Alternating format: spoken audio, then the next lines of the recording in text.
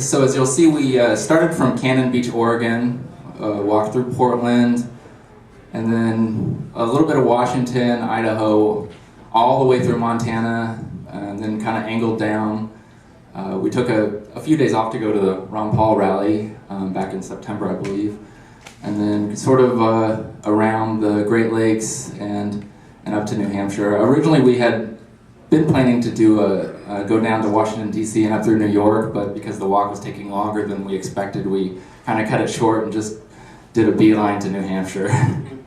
So, how many states? I think it's 16 states altogether.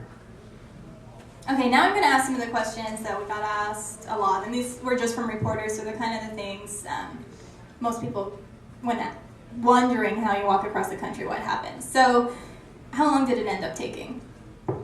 We started out on April 14th and got to the New Hampshire border on December 14th in exactly 8 months, and it took us another 2 weeks by New Year's Eve to get to the New Hampshire seacoast, so 8.5 months altogether.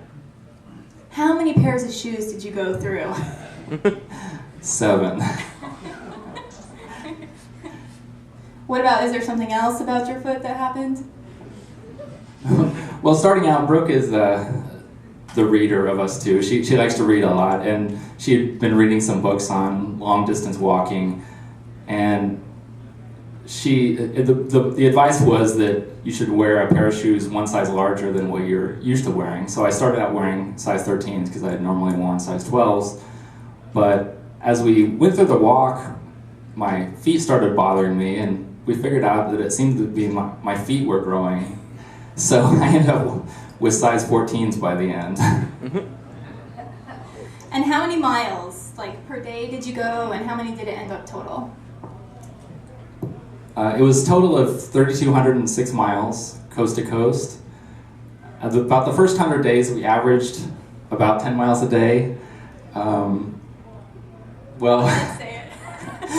Brooke was, when we first started out, the intention was for Brooke to walk with me part of the time, and my brother John to walk with me part of the time. He had also started out the journey with us. And I had been doing the training, but when we started out from the coast, Brooke started walking with me and just kept walking. But since she hadn't really done the training, we didn't really go as fast at first as we had originally planned to. So the first 100 days we averaged about 10 miles a day, and then after that about 20 miles a day. And I think my max day was about 24 miles. Okay, what about the first day you started walking? What was that like? Well, we've been planning it for so long and just been thinking about it and considering it. And so the first day was there and was just really excited, didn't really know what to expect. And actually I'm gonna show a little clip of what the first day was like.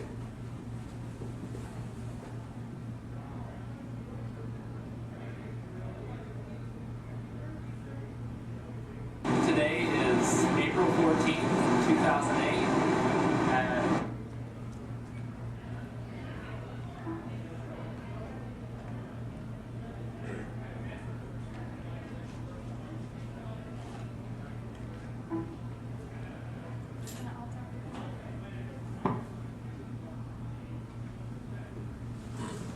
Well, while that's coming up, it was beautiful. I don't know if anybody, and that's one of the reasons we liked the Northern route as well, as we did the whole Columbia River Gorge. And we started off on the beach, and it was actually by a place called, they had Haystack Rock out there. So beautiful cliffs, seagulls, and hopefully if you see this nice big haystack, well. I'm going to improvise a little bit. Wow. Can you guys kind of see that? Put it down a little bit. The screen down. Oh, okay.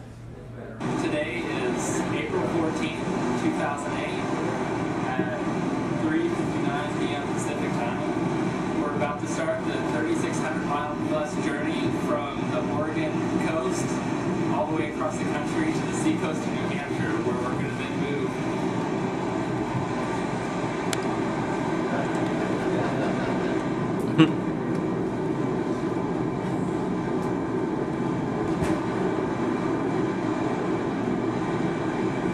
Picking up a sand dollar. I thought you dropped something right away.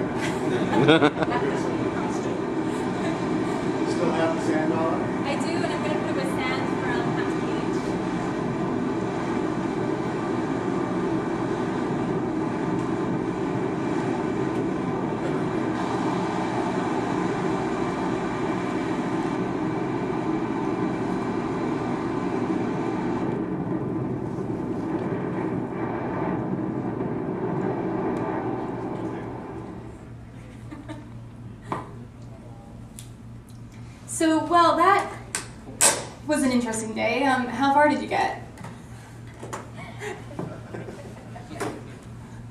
Less than a mile.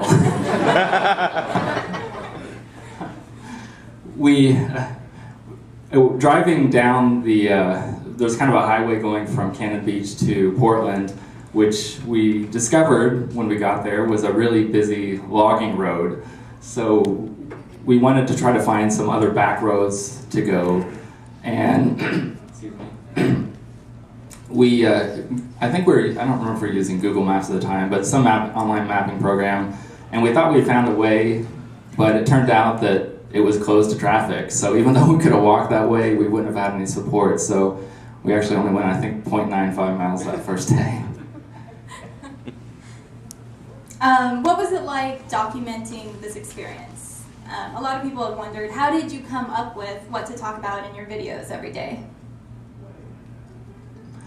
Well, at first, I'd done Ridleyography training from Dave Ridley, and so I knew I probably wanted to shoot a video each day. And at first, I just was shooting things that I found were interesting, just funny things along the road, or also significant events that happened near the beginning of the walk. We had a lot of little tweaks that needed to be fixed on the RV at first, so that kind of stuff. At some point, though, I started talking about liberty issues as I was walking. Usually what would happen is I would see something that would strike my fancy or inspire me, and I would start talking about it. And a lot of times I might have an idea of the direction I wanted to go with it, but then my conversation with the camera would just kind of flow, and it would be a completely different path than how I thought it would go. So usually talked about one liberty issue a day, or sometimes personal philosophies, things like that. So it was just kind of not usually planned, but just whatever struck me on that particular day.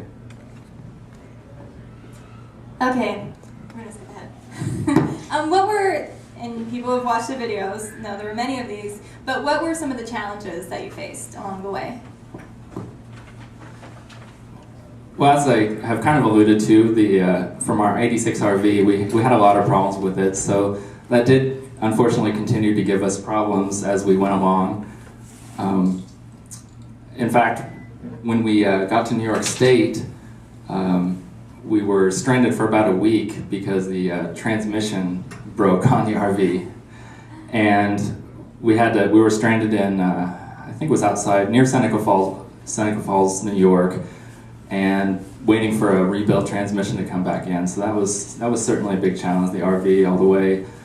I had some pretty much minor injuries. My shins gave me a little bit of problems as I was going along, and my feet too. And in fact, before the Ron Paul rally, one of my feet was really bothering me for a couple days before that. So the 3 days we took off for that was really a nice break and gave me a chance to heal. Some other challenges were just the fact that when about a month into it, for about the next 3 or 4 months, there were 4 of us living in an RV. Can you imagine you and 3 of your, let's say, close friends living in the smallest possible apartment you can imagine, and then cut that space in half, living there for about 4 months? That's what it was like. So needless to say, there were some issues that came up, and personal space issues, and just other things that you can't really, or at least it was hard for me to anticipate going into it. Later on, near the New Hampshire border, there was the ice storm, which caused us some delay. In fact, we had to push our date back by a week. We had